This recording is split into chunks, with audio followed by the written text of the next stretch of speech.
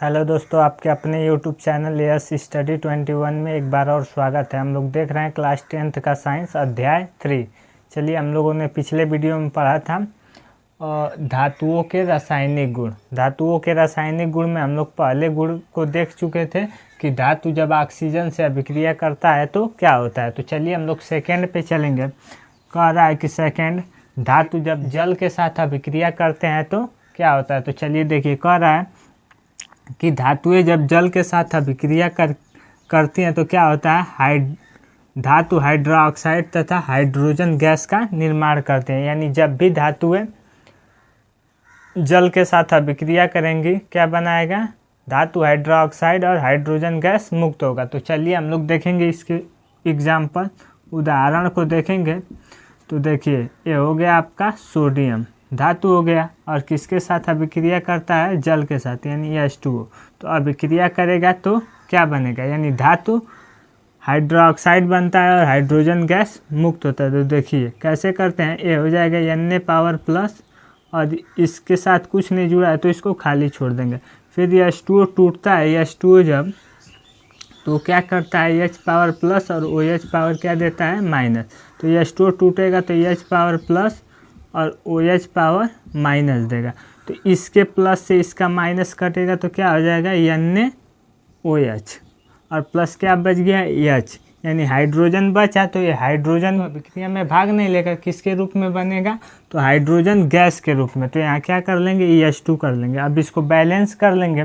तो बैलेंस करेंगे तो देखिए, यहाँ 2 और 1 3 हाइड्रोजन है, लेकिन यहाँ कितना है, 2 ही है। तो यहाँ किसका गुणा कर देंगे, तो यहाँ कर देंगे हम आपका 2 से गुणा। तो देखिए कितना हो गया, 4 हो गया। तो फिर यहाँ 2 से गुणा हो जाएगा। तो देखिए 2 यहाँ हाइड्रोजन और 2 यहाँ हाइड्रोजन। यहाँ सोडियम कितना है, 2 है। तो यहाँ सोडियम में किससे गुणा हो जाएगा, 2 से। देखिए यहाँ ऑक्सीजन 2 हो गया और ऑक्सीजन भी 2 हो गया। हमारा समीकरण बैलेंस हो गया। चलिए अगला एग्जाम्पल इसी का देखेंगे हम लोग कि धातु जो फिर एक अलग धातु लेंगे और इसका जल से अभिक्रिया कराएंगे तो क्या होगा। तो देखिए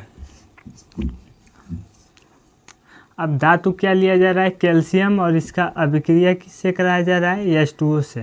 तो अभिक्रिया होगा तो क्या होगा, Ca क्या दे देगा, +2, और H2O टूटता है तो क्या देता है, H+ और OH-। इससे यह कटेगा तो इसका चार्ज यहाँ आएगा और इसका चार्ज यहाँ। तो Ca के पास एक चार्ज इसका जाएगा तो दर्शाया नहीं जाएगा, लेकिन OH है, इसके पास 2 चार्ज आएगा। तो हाइड्रोजन और ऑक्सीजन दोनों के साथ दर्शाना है तो OH का क्या कर लेंगे, होल ट्वाइस कर लेंगे। और फिर यहाँ हाइड्रोजन सिर्फ हाइड्रोजन के रूप में तो बाहर आएगा नहीं, तो किसके रूप में मुक्त होता है, हाइड्रोजन गैस के रूप में। तो क्या लिख लेंगे, H2। फिर इसको बैलेंस कर लेंगे। तो देखिए यहाँ 2 हाइड्रोजन है, यहाँ 2 हाइड्रोजन है, 4 हाइड्रोजन, यहाँ 2 ऑक्सीजन। तो यहाँ किसका गुणा कर देंगे, 2 का। तो देखिए 2 ऑक्सीजन हो गया, 2 दूना के 4 हाइड्रोजन हो गया, यानी हमारा समीकरण क्या है, बैलेंस है। चलिए आगे देखेंगे हम लोग, धातु जब अम्लों के साथ, जब धातु तनु अम्लों के साथ अभिक्रिया करेंगे तो क्या होगा। तो इसमें पहला अम्ल कौन सा लिया गया है, तनु हाइड्रोक्लोरिक अम्ल, यानी हाइड्रोक्लोरिक अम्ल का फार्मूला क्या हो जाएगा, HCl से अभिक्रिया करता है। तो क्या होता है, इस अभिक्रिया में लवण बनता है और हाइड्रोजन गैस मुक्त होती है। यानी जब भी धातु तनु अम्ल से अभिक्रिया कर रहा है तो क्या बन रहा है, लवण और हाइड्रोजन गैस बनेगी। यानी जब भी HCl से धातु अभिक्रिया करेंगे। तो चलिए इसका एग्जाम्पल देखेंगे। तो कैल्शियम का अभिक्रिया कराएंगे किससे, HCl से, यानी हाइड्रोक्लोरिक अम्ल से, यानी तनु हाइड्रोक्लोरिक अम्ल से। तो क्या हो जाएगा, Ca+ देगा +2, और HCl टूटेगा तो H+ और Cl क्या देगा, माइनस। इससे यह कट जाएगा, यहाँ कुछ नहीं रहेगा, इसके साथ कुछ नहीं है। तो क्या बन जाएगा, CaCl2, यानी इसका चार्ज यहाँ आ गया Cl पे और इसका चार्ज यहाँ प्लस H, यानी H के रूप में तो बाहर निकलेगा नहीं, तो H2 कर देंगे, हाइड्रोजन गैस के रूप में मुक्त होता है। और इसको बैलेंस कर लेंगे तो देखिए 2 हाइड्रोजन यहाँ, 2 हाइड्रोजन यहाँ 1, तो यहाँ किससे गुणा कर देंगे, 2 से। तो देखिए 2 क्लोरीन भी हो गया, यहाँ भी 2 क्लोरीन हो गया। चलिए इसका अगला एग्जाम्पल हम लोग देखेंगे। यदि और एक धातु लेके तनु HCl से अभिक्रिया कराएंगे तो क्या होगा। देखिए एक और धातु ले लिया जा रहा है, क्या, पोटेशियम ले लीजिए। पोटेशियम का HCl से अभिक्रिया कराएंगे तो क्या होगा, K पावर प्लस दे देगा, यहाँ खाली हो जाएगा H पावर प्लस और Cl पावर माइनस। इससे यह कटेगा तो दोनों इसके प्लस से माइनस कट गया तो क्या बच गया, KCl यानी पोटेशियम क्लोराइड, और यहाँ H2 हाइड्रोजन गैस मुक्त होगा। तो यहाँ 2 से गुणा कर देंगे और यहाँ भी 2 से, तो यहाँ पोटेशियम में भी 2 से गुणा करेंगे बैलेंस करने के लिए। चलिए इसका एक और एग्जाम्पल हम लोग देखेंगे सोडियम के साथ। सोडियम के साथ HCl अभिक्रिया करता है तो क्या बनता है, तो देखिए Na पावर प्लस और यहाँ HCl टूटेगा तो H पावर प्लस और Cl पावर क्या देगा, माइनस। इससे यह कटेगा तो क्या बन जाएगा, NaCl और प्लस H2 गैस मुक्त होगा। इसको बैलेंस करने के लिए यहाँ 2 से गुणा हो जाएगा और यहाँ भी किससे गुणा कर लेंगे, 2 से, और यहाँ भी 2 से। तो देखिए जब धातु, ये सोडियम धातु से तनु हाइड्रोक्लोरिक अम्ल अभिक्रिया किया तो क्या बना, एक लवण बना, यानी NaCl एक क्या हो जाएगा, लवण हो जाएगा। और H2 यानी हाइड्रोजन गैस मुक्त होती है, तो ये हाइड्रोजन गैस मुक्त हो रही है, हाइड्रोजन गैस।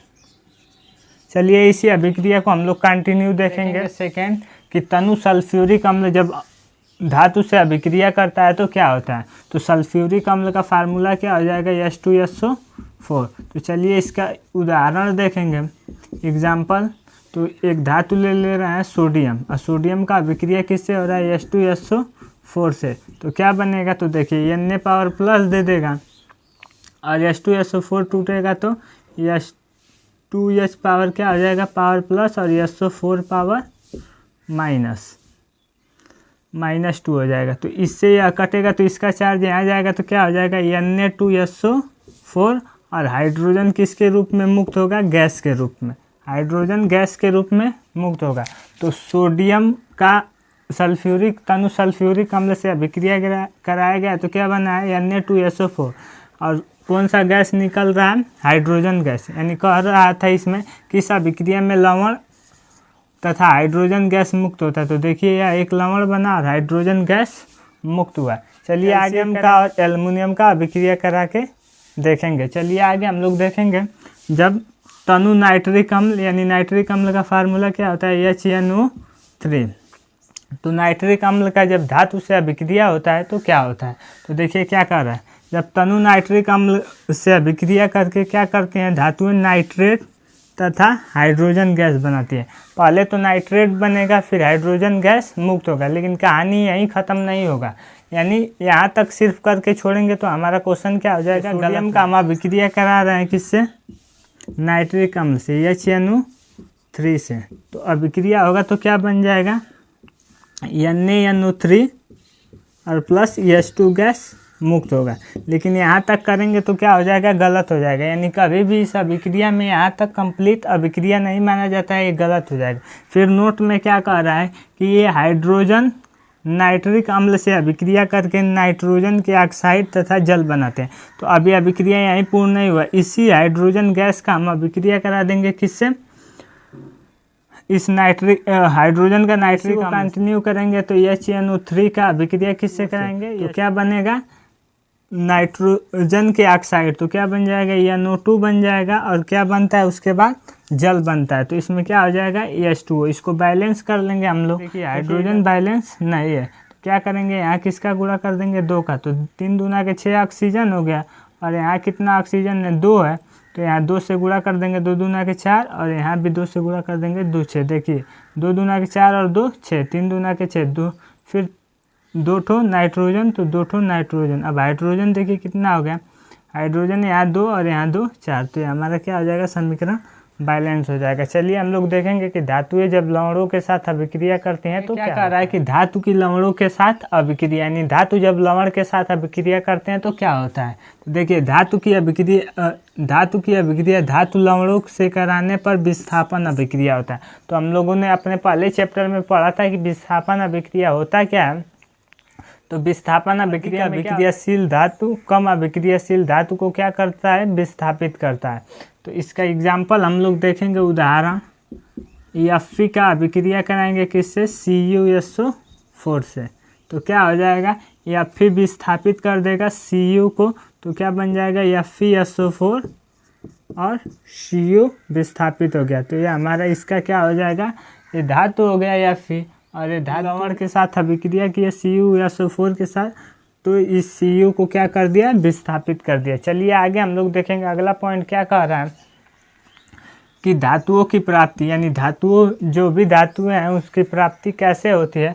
तो कह रहा है कि पृथ्वी की भू प्रॉपर्टी धातुओं का मुख्य स्रोत है, यानी पृथ्वी की भू प्रॉपर्टी को हम लोग क्या कहेंगे, धातुओं का मुख्य स्रोत है। चलिए हम लोग अगले वीडियो में पढ़ेंगे खनिज क्या होता है, अयस्क क्या होता है, इसके अगले वीडियो में हम लोग क्या करेंगे, अपने चैप्टर को समाप्त कर देंगे।